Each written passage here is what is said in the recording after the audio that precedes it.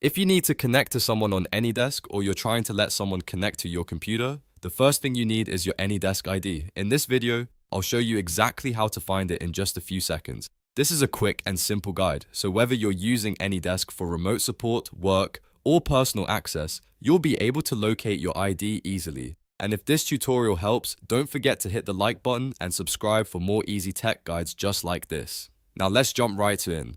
First, click the Start menu on your computer and type AnyDesk into the search bar. Then open the AnyDesk application from the results. If you already have it pinned to your taskbar or desktop, you can open it from there too. Once the app launches, give it a moment to load completely. AnyDesk may take a few seconds to connect to the internet and fully display your information, so don't rush this step. After the app has opened, look at the main AnyDesk window. Depending on the version you're using, you may see a section labeled This Desk or Your Address. This is the area where AnyDesk displays your personal connection information.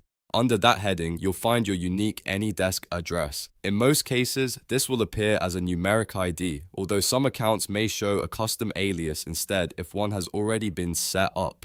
This address is what other people use to connect to your device, so make sure you share the correct one. If you want to copy it, simply right-click on the number and choose Copy. You can then paste it into a message, email, or chat, so the other person can use it to connect. If you're giving remote access to a support technician, always double-check that you're sharing the right ID before sending it. Once you have your AnyDesk ID, you're ready to share it with the person who needs access. Just remember to only provide it to trusted people, because remote access tools should always be used carefully and securely. And that's it. That's how you find your AnyDesk ID in AnyDesk. If this video helped you, please give it a thumbs up, subscribe to the channel, and turn on notifications so you don't miss the next quick tutorial. Thanks for watching, and I'll see you in the next one.